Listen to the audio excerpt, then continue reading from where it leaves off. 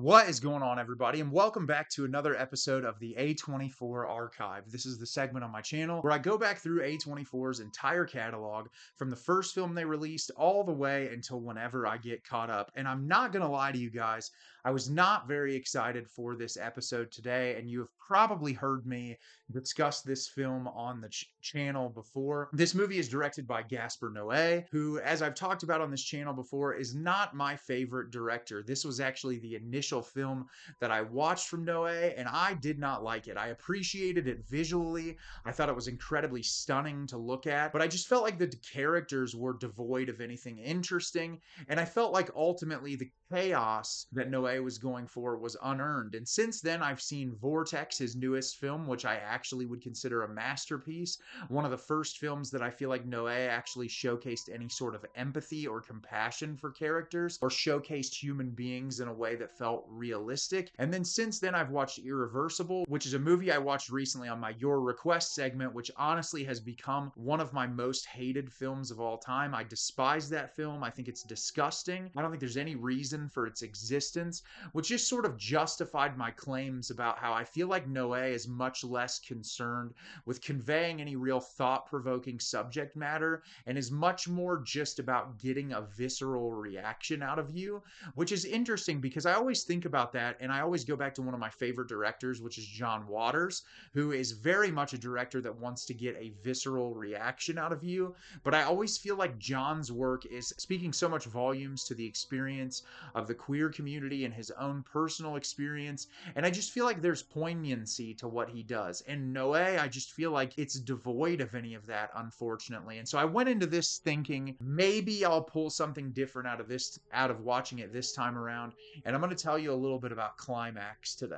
Climax is directed by Gaspar Noé. When a dance troupe is lured to an empty school, a bowl of drug-laced sangria causes their jubilant rehearsal to descend into a dark, explosive nightmare as they try to survive the night and find who's responsible before it's too late. So, like I said, I've seen this movie before. I did not enjoy it the first time that I watched it. I went into this movie this time around curious to see if I would get anything new out of it in this particular experience, especially after reading a lot of people's incredibly positive reviews, trying to put myself in a different headspace as I was experiencing this. And honestly, if this did anything, it made me hate this movie more and made me despise Gaspar Noé as a filmmaker more. Because unfortunately, like I said, Vortex, in my opinion, is a masterpiece. I love that movie. I think it's phenomenal. But everything else I've seen from this man feels so just like hateful towards humanity, but in a way that is incredibly uninspiring. It's so like devoid of any sort of messaging or ideals that showcase anything other than human beings can be pure evil and they deserve the worst. And that's legitimately what I get out of this movie, is like people are awful and they deserve bad things to happen to them. And while I don't necessarily disagree that there are awful people in this world that deserve bad things to happen to them, that doesn't necessarily make for a compelling narrative feature film. And I'm going to talk about that a little bit when I break the movie down for you. So this is a very simple plot. I'm not going to go through the immense cast of characters in this movie, but there is a dance troupe that goes to an old abandoned school to do these rehearsals for this dance tour that they're going to go on. And the entire first 20 minutes of the movie is just a very elaborately choreographed, brilliantly shot dance sequence. And we learn little bits and pieces about the characters through these mundane sequences of dialogue that occur early on in the film. And as that happens, we find out that this sangria that everyone is drinking from in the party that they're having has been spiked by some kind of drug. And slowly, each and every person begins losing their mind because of this drug, which then causes immense amount of violence, harm, self-harm, all these different horrific things to occur over the course of this one particular evening. So like I said, I despise this movie. I really don't get what people see in it. Even after reading some of these 5-star reviews, so much of it feels like people are reaching so hard to just like want this movie to be representative of those themes. Because as much as I try to sit and think that there's anything deeper going on in this movie, it just doesn't come to fruition in any single way. We'll talk about the positives in the movie, though. Like I said, when I watched this movie the first time, it is immaculately shot. The cinematography in this is beautiful. There's some movements of the camera. I feel like Irreversible annoyed the hell out of me. I felt like that was trying to be very pretentious with its visuals and the way that it was conveyed. There were some creative scenes, but I feel like Noé sort of honed in on what makes those visuals interesting and did it in a way that's far more captivating with this film. I really appreciate the movement of the camera and how, especially in some of the edits where it almost feels like a person blinking when they're like going through a drug trip, like cutting from conversation to conversation and actually getting a black frame in the film. Like there's some unconventional storytelling methods that I like. I think putting you in the lens of one of these people having a horrific drug trip is what's going to make it effective for the people who like actually appreciate this movie. I also love the color palette in this film. There's a lot of real creative uses of color. It's very bright and vibrant when it needs to be, but it's also devoid of any sort of color and life in the moments that it needs to be as well. And visually, it's incredibly stunning. I also love the music in this movie. It's like nauseating in moments. It's very like energetic dance music. A lot like sometimes it borders like EDM territory. And what's interesting is like when you're listening to it at first, it's like all these people, having a good time, but it just becomes more and more sinister as the movie plays on. And that's another thing that I'll give Noé is his use of sound in the movie is just truly phenomenal. But that's where my positives stop for the movie. So for my negatives, I hate these characters. I think they're the most uninteresting,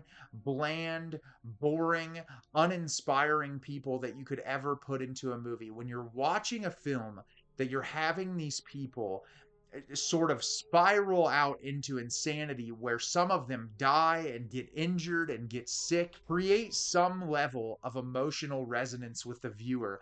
They try to put all these mundane scenes of dialogue early on that paint most of these people out to just be horrible individuals. So, like, when bad things are happening to them, I'm like, I don't really care because they're awful. Like, the things they're saying, the dialogue they're having with one another, don't paint them out in a way that I'm liking them.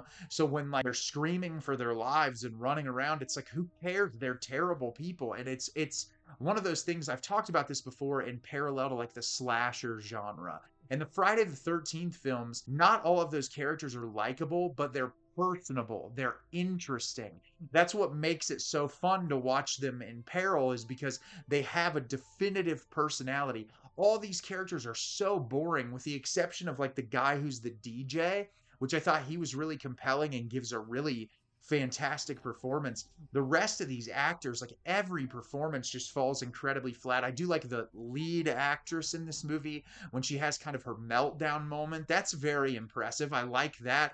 Very like Isabella Johnny in Possession sort of. But like aside from that, if you don't give me compelling characters, I'm not going to give a shit about what's going on screen. And you don't have to even make likable characters, but make them compelling in one way, shape, or form. And then on top of that, it's like I said, the movie feels so just like dour towards human beings. Like these people, even when they try to add in like the mother who she's brought her child there, they just end up painting her as a terrible mother. Then what happens to the child? Like there's a young girl who's pregnant there. The men are all very seedy and gross. They have really disgusting sexual conversations that feel very belittling of certain people in the dance troupe. It's just like each and every bit pulls away from you being able to root for these people. And so then you're just like, okay, well, if this is a movie about bad people getting what they deserve, like it's just not compelling in any way, shape, or form. And then they try to paint it as like a let's figure out who has drugged and spiked the punch. But halfway through the movie, you just don't care. Like the motivations, it's like any one of these people could do it because they're all terrible people. They all like have backstabby relationships towards one another. They're constantly like poking at each other. And I don't know, I just felt like it's very uninspiring and bland and like for a movie that's touted as this nightmare inducing experience, I just find myself bored through most of the hour and 37-minute runtime. I just don't get really anything redeeming out of it. And I love movies about psychological meltdowns and movies that are really dour and depressing. It's funny because even Noe makes a possession reference early in the film with like the stack of DVDs that he has next to the TV that's showcasing the dancers talking to the screen. But I just need more. I've seen people say that this is like really encapsulating of the entire human experience.